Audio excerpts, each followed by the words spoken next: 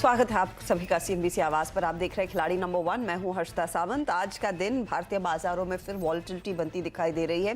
Expiry से ठीक एक दिन पहले, जहां पर आज निफ्टी फाइनेंशियल सर्विसेज की एक्सपायरी होती हुई दिखाई देगी और निफ्टी आपके सामने 16,934 के आसपास इस समय ट्रेड देखने को मिल रहा है। क्लियरली प्रेशर है, 17,000 के ऊपर हम निकले थे लेकिन ज्यादा कुछ हुआ नहीं है। उसके बाद वो ओपनिंग टिक्स में ही मामला वहीं से फिसलता हुआ साफ देखने को मिल रहा है। तो प्रेशर एक बार फिर कायम है, लेकिन आज मिड कैप्स में भी दबाव बढ़ता हुआ 200 पॉइंट नीचे मिड कैप इंडेक्स। तो ब्रॉडर मार्केट जो है वो अंडर परफॉर्म कर रहा है। कल 1:4 का रेशियो था, आज 1:3 के आसपास ये रेशियो भरकर आ रहा है और निफ्टी बैंक की तरफ से भी सहारा बिल्कुल नहीं है। 39,350 के आसपास इस समय इंडेक्स कर रहा है ट्रेड। तो कुल मिलाकर आप कह सकते हैं बिकवाली का दबाव कायम। और आज हम देख रहे हैं ऑटो कंपनियों में प्रेशर है, चुनिंदा ऑयल कंपनियों में दबाव देखने को मिल रहा है। इसके अलावा टेक्नोलॉजी स्टॉक्स में टेक महिंद्रा जैसे ट्रेड्स है जहां पर प्रेशर बनता हुआ। ऐसे में हमारे जानकारों की क्या रणनीति रहेगी, आज इस मार्केट को कैसे अप्रोच करेंगे, ओवरऑल रिटर्न्स की स्थिति अब तक कैसी है, स्पेशली कल जब हमने देखा कि सबने ली तेजी की पोजीशन बारिंग एक मंदी का कॉल और मार्केट ऊपरी लेवल से फिसल गया। तो ये है आपके लिए ताज़ा तस्वीर, सबके हल्के हल्के नेगेटिव रिटर्न्स। अब यहाँ से आगे की अप्रोच, क्या शॉर्ट साइड के सौदों का ज़्यादा भरोसा रहेगा, ये समझते हैं। अमोल, मॉर्निंग बताइए आपकी अप्रोच क्या रहेगी, क्योंकि कल और आज में हमने देखा है पेन जो है वो थोड़ा सा और इंटेंसिफाई हो गया और रेंज और नैरो हो गई है। आशा जी नमस्ते। आई थिंक जैसे कि आपने कहा रेंज नैरो हो गई है और रेंज बाउंड फॉर्मेशन है, बट स्लोली अगर हम देखेंगे तो निगेटिव बायस जो है निफ्टी में वो बढ़ता जा रहा है। तो मुझे लगता है कि अभी जो 17,100 था जो रेजिस्टेंस मार्क, वो अभी 17,000 के आसपास रेजिस्टेंस आ गया है ट्रेडिंग बेसिस पे। मुझे लगता है जब तक 17,000 एक साइकोलॉजिकल सपोर्ट लेवल भी है, उसके नीचे जब तक रहता है मार्केट, तब तक आई थिंक सेलिंग प्रेशर बढ़ेगा और नीचे में आई थिंक 16,880 और 16,850 तक ये करेक्शन चल सकता है। ओके, तो कुछ और करेक्शन जारी रह सकता है और 16,800 तक हम फिसल सकते हैं।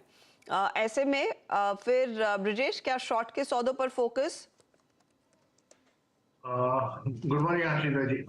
नहीं, शॉर्ट नहीं करते हैं यहाँ पे, क्योंकि मार्केट यहाँ से मुझे नहीं लगता यहाँ से वन वे करेक्शन होगा, क्योंकि करेक्ट अभी जो भी हम जो लास्ट हफ्ते 10 दिन से देख रहे हैं वो साइडवेज में टाइम वाइज करेक्शन हो रहा है। मुझे नहीं लग रहा है यहाँ से प्राइस वाइज करेक्शन देखने को मिल सकता है। 16,900 के आसपास फिर से मुझे लगता है कि मार्केट आज एक बार सपोर्ट लेता हुआ शायद दिखाई देगा। तो मैं नहीं सोच रहा हूँ कि यहाँ पे शॉर्ट जाना चाहिए। सेकेंड हाफ में एक रिकवरी की उम्मीद है, क्योंकि जिस हिसाब से इन्होंने अभी कल के लो की तरफ ये अप्रोच करा 16,900 के आसपास, मुझे लग रहा है कहीं ना कहीं थोड़े से भले बाइंग नहीं आए, बट देन यहाँ पे शायद एक बार सपोर्ट लेने की चांसेस है मार्केट। ये डे स्पेसिफिक व्यू है, तो आज के दिन के लिए अगर आप पूछोगे तो मुझे लग रहा है 16,900 के आसपास एक बार सपोर्ट लेना चाहिए मार्केट को।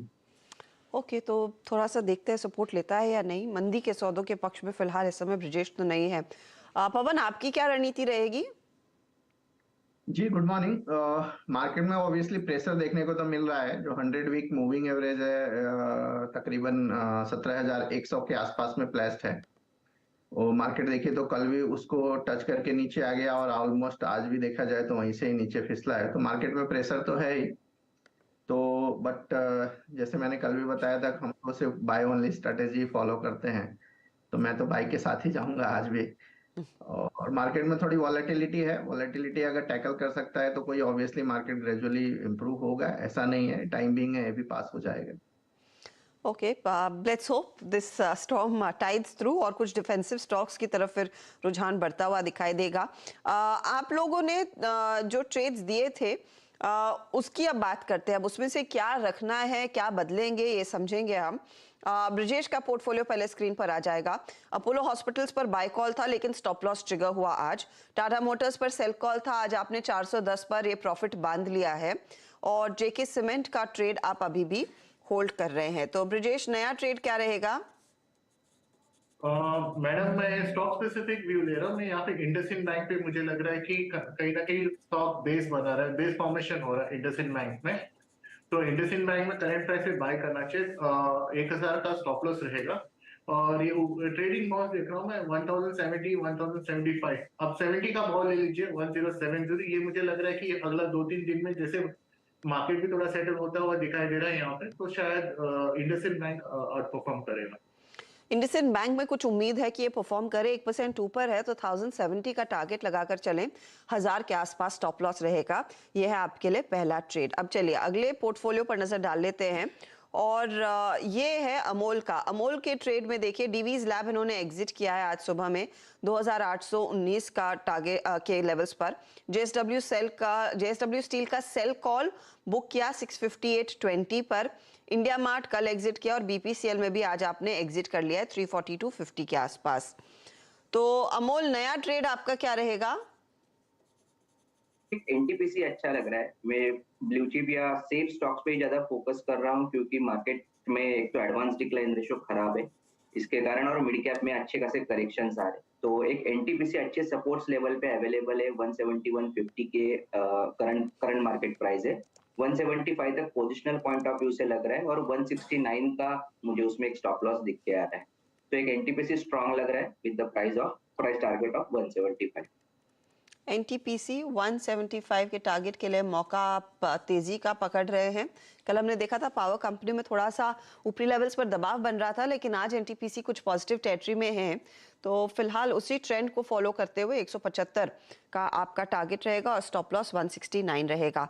पवन के पोर्टफोलियो पर अगर आप आए तो पवन ने आज सुबह में फिनिक्स मिल्स में एग्जिट किया 1303 के लेवल्स पर। फिर जीई शिपिंग में भी प्रॉफिट एग्जिट किया है 617 के लेवल्स पर। इनके हाथ में अब जाइडस लाइव बना हुआ है। नया ट्रेड पवन आपका क्या रहेगा?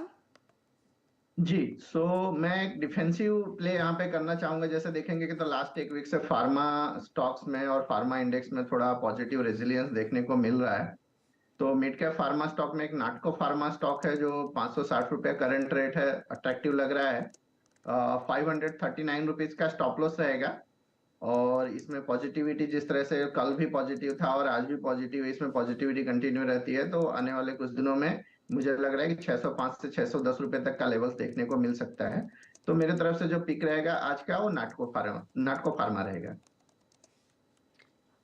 ओके, तो नाटको फार्मा में एक अपॉर्चुनिटी 605 के टारगेट के लिए मौका 539 आपके लिए स्टॉप लॉस के तौर पर काम करेगा। दूसरा ट्रेड इस समय देंगे आप पवन? जैसे कि देख रहे हैं कि मार्केट में वॉलेटिलिटी है और कुछ क्लियरिटी भी नहीं है, तो मैं दूसरे ट्रेड के लिए वेट करना चाहूंगा 1-1.5 बजे तक। सेकेंड हाफ में देखते हैं किस तरह का ट्रेंड इमर्ज होता है मार्केट में, उस तरह से एक्शन लेंगे। ओके, ये तो आपके लिए राय है नाटको फार्मा। फिर अब सिर्फ लेकर जा रहे हैं। ब्रिजेश, आपकी क्या तैयारी इस समय? दूसरा ट्रेड है या फिर सेकेंड हाफ में देंगे?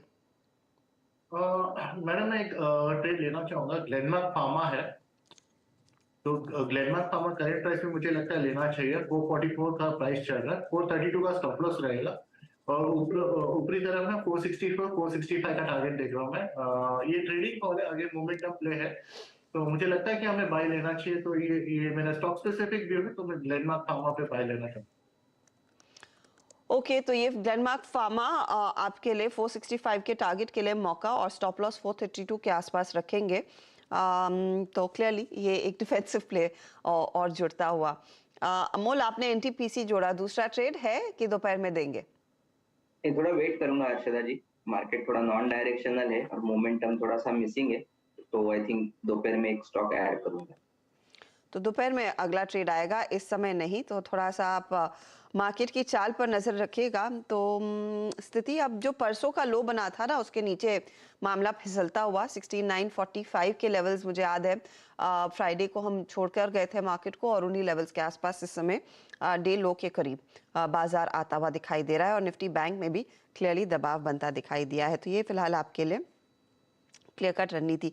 अच्छा, 1-2 ट्रेड्स पर मैं टेक्निकल चेक ले लेती हूँ क्योंकि समय है।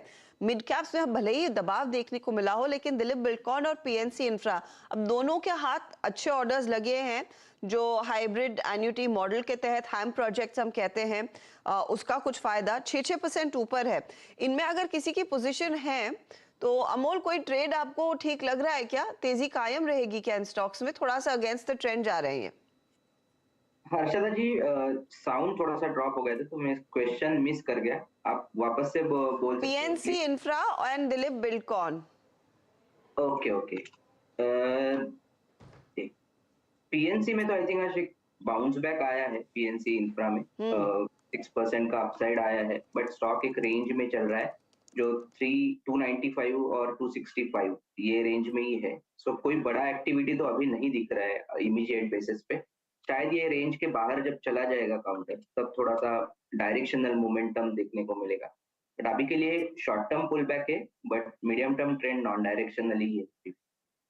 ओके, तो ये फिलहाल आपके लिए पीएनसी और दिलीप बिल्डकॉन पर इस समय ट्रेड बनता हुआ दिखाई दे रहा है। चलिए, मार्केट में हमने देखा है ऊपरी लेवल से अच्छी खासी गिरावट और दबाव कायम है, और इस गिरते बाजार में देखिए कई ऐसे मिड कैप और दिग्गज स्टॉक्स हैं जहां पर प्रेशर डेफिनेटली देखने को मिला है, लेकिन इस प्रेशर का फायदा एक ग्रुप है जो उठा रहा है, वो है प्रोमोटर्स इन कंपनियों के। तो नॉर्मली किसी भी प्रोमोटर का अपने ही स्टॉक खरीदना अच्छा साइन रहता है, क्योंकि उनको पता रहता है कि यहाँ से आगे उनकी बिजनेस की क्या आउटलुक रहेगी, किस तरह की स्थिति बनती हुई दिखाई देगी। तो ऐसे कौन से स्टॉक्स हैं जो रेडार पर होने चाहिए जहां पर प्रोमोटर्स ने गिरते बाजार में खरीदारी की है, इस पर सुमित को जोड़ेंगे, लेकिन फिलहाल लेंगे एक ब्रेक।